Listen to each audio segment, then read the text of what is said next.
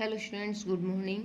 तो आज हम जानेंगे कि वाग्भट के अनुसार मर्म अभिघात के लक्षण और परिणाम क्या क्या हो सकते हैं। ठीक है। वाग्भट जी ने मर्म स्थानों के बारे में, मर्म बिंदुओं के बारे में क्या क्या व्याख्याएं की हैं, क्या क्या उन्होंने बताया है, तो इस बारे में हम थोड़ा सा जान लेते हैं। तो उन्होंने जो लक्षण और परिणाम बताए हैं वो है कि सबसे पहला है कि तल हृदय कहाँ होता है हमारा, आप देख सकते हैं इसमें कि तल हृदय मर्म मध्यमा अंगुली के बीच तलुए के मध्य में होता है और इस पर आघात से वेदना के कारण मृत्यु हो जाती है। ठीक है। अब है दूसरा यह है कि छिप्र मर्म कहाँ होता है हमारा, अंगुष्ठ और उंगली के मध्य है। अंगुष्ठ और उंगली के मध्य आघात होने पर जो हमारा छिप्र मर्म है उस पर आघात होने से भी व्यक्ति की मृत्यु हो जाती है। ठीक है। तो क्योंकि ये मर्म हमारे बहुत नाजुक बिंदु होते हैं, इसलिए ज़्यादातर केसेस में व्यक्ति की मृत्यु निश्चित हो जाती है। इसमें अगर इस पर ज़्यादा दबाव या आघात, किसी भी तरह की कोई आघात होता है, चोट लगती है, तो व्यक्ति की मृत्यु हो जाती है। ठीक है। अब चलते हैं कुर्च मर्म होता है छिप्र मर्म से 2 अंगुल ऊपर, जहाँ पर हमारा छिप्र होता है अंगुष्ठ उंगली के मध्य में, उससे ऊपर 2 अंगुल छिप्र कुर्च होता है और उस पर आघात लगने से पैर में कंपन एवं भ्रमण होता रहता है। ठीक है। जो मर्म हमारे हाथों में है वही मर्म हमारे पैरों में होते हैं। तो इसीलिए यहाँ पर पैरों की इन्होंने व्याख्या की है कि कुर्च मर्म छिप्र मर्म से 2 अंगुलों पर आघात से पैर में कंपन एवं भ्रमण होता है। अब चलते हैं कुर्च सिर मर्म होता है गुल्फ संधि के नीचे होता है। उस पर आघात लगने से क्या है, विद्ध होने से पीड़ा और शोथ उत्पन्न होती है। जब हमारे उस पे गुल्फ मर्म पर आघात होता है या कुर्च सिर मर्म पर आघात होता है, गुल्फ संधि के नीचे होता है ये, तो शरीर में पीड़ा का अनुभव होने लग जाता है। अब चलते हैं कि गुल्फ मर्म का होता है पाद और जंघा की संधि। पाद पैर और जांघ की जो संधि होती है वहाँ पर गुल्फ होता है। वहाँ पर आघात लगने से जो है वेदना उत्पन्न होती है। टांग की जड़ता, कैवल्य मतलब कि नपुंसकता आदि ये परिणाम हमारे सामने आ सकते हैं।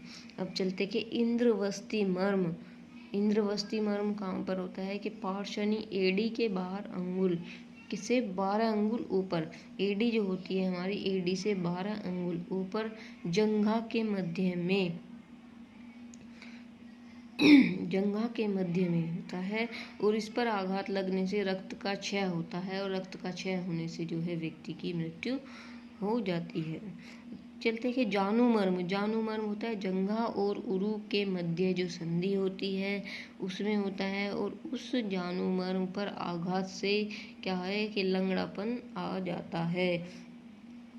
ठीक है। आनी मर्म में क्या होता है कि आनी मर्म जो होता है वो हमारा जानू संधि जो होती है, जानू संधि से 3 अंगुल ऊपर उरु के दोनों पार्श्वों में आगे एवं पीछे होता है और इस पर आघात लगने से सोफा भी वृद्धि स्तब्धता आ जाती है। अब है कि उर्वी मर्म उर्वी के मध्य में आघात से रक्त का क्षय होने से शक्ति शोध होता है। अब चलते हैं कि लोहिताक्ष जो मर्म होता है वो हमारा उर्वी मर्म के ऊपर वक्षण संधि के नीचे उरु के मूल में होता है और इस पर लगने से जो है रक्त का क्षय होने से पक्षाघात हो जाता है। विटप मर्म जो है हमारा वक्षण और वर्षण के मध्य में होता है और उस पर आघात लगने से जो है शुक्रालपता हो जाती है, क्योंकि जो शुक्र हमारे शरीर में बनते हैं, वीर्य बनते हैं, तो उसमें कमी आने लग जाती है। अब है मणिबंध मर्म ऊपरी बाहु आघात से कुंठता आती है। जब मणिबंध मर्म में आघात होता है तो उसमें कुंठता आ जाती है। अब है कुरपर मर्म में क्या होता है कि ये भी ऊपरी बाहु में होता है और उस पर आघात लगने से कुणिता नामक जो है हमें होता है। अब है कक्षाधर मर्म ऊपरी बाहु कक्षा और अक्ष के मध्य में होता है और इस पर आघात लगने से पुणित्व मतलब के लूलापन आ जाता है। तो इस तरह के जो हमारे ये मर्म पर अभिघात होता है, इनके लक्षण और परिणाम है।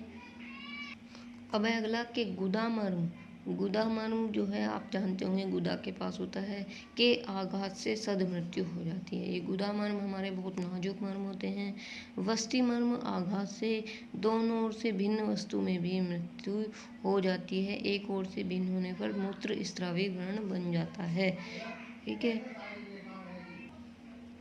नाभि मर्म। नाभि मर्म में पक्वाशय और आमाशय के मध्य होता है ये नाभि, आप जानते ही होंगे। वहाँ पर आघात लगने से तुरंत मृत्यु हो जाती है। हृदय मर्म। हृदय मर्म जो है हमारे कोष्ठ, वक्ष और स्तनों के मध्य सतरजतम का आश्रय और आमाशय द्वारा इस पर आघात लगने से भी तुरंत मृत्यु हो जाती है। स्तनमूल मर्म। दोनों स्तनों से 2 अंगुल नीचे कफपूर्ण कोष्ठ होने पर इस मर्म के विद्ध होने से भी जो है मृत्यु हो जाती है। ठीक है। स्तन। अब चलते हैं कि स्तन रोहित मर्म। स्तन रोहित मर्म जो है आप देख सकते हैं कि स्तन चूचकों से 2 अंगुल ऊपर दोनों ओर रक्तपूर्ण कोष्ठ होने पर इस मर्म के विद्ध होने पर मृत्यु होने लग जाती है। अपस्तंभ मर्म। अपस्तंभ नाड़ियोवात भागा होता है। ये रक्तपूर्ण कोष्ठ और काश श्वास होने पर इस मर्म के विद्ध होने पर जो है मृत्यु हो जाती है। अब है अपलाप मर्म। अपलाप मर्म अंशकुटों के नीचे दोनों ओर पार्श्वों के ऊपर इस मर्म के विद्ध वर्ण में यदि रक्तपूय रूप हो जाता है तो मृत्यु हो जाती है। अब चलते हैं कि कटिक तरुण मर्म। कटिक तरुण मर्म पृष्ठवंश के उभयत और प्रत्येक नितंब में उठी हुई वर्णिका, ठीक है, उठी हुई कर्णिका आघात से रक्तक्षय पांडुवर्णताहीन रूप होकर मृत्यु हो जाती है। चलते हैं कि कुकुंदर मर्म। श्रोणी कर्ण के ऊपर पृष्ठवंश के दोनों ओर आशय को आच्छादित करने वाले पार्श्वों के मध्य आघात से अधकाय में स्पर्श या नाश और चेष्टानाश हो जाता है। जो कुकुंदर मर्म होता है वो हमारा कान के ऊपर होता है, पृष्ठवंश के दोनों ओर, ठीक है।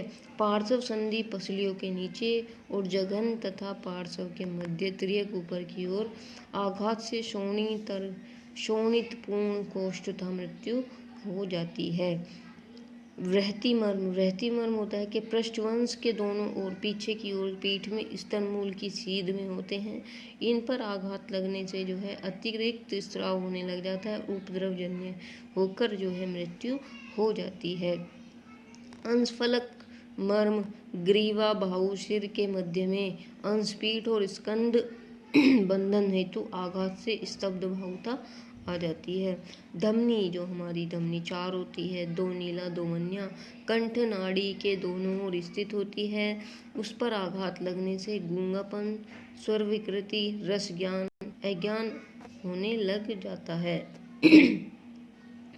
मातृका मर्म। मातृका मर्म में ग्रीवा के उभयत आघात से सदैव मृत्यु हो जाती है। क्रकाटिका मर्म जो है सिर और ग्रीवा की संधि स्थल के पास होता है, उस पर आघात लगने से चल मूर्छा मतलब के गर्दन का हिलना आदि की जो है समस्याएं आने लग जाती है।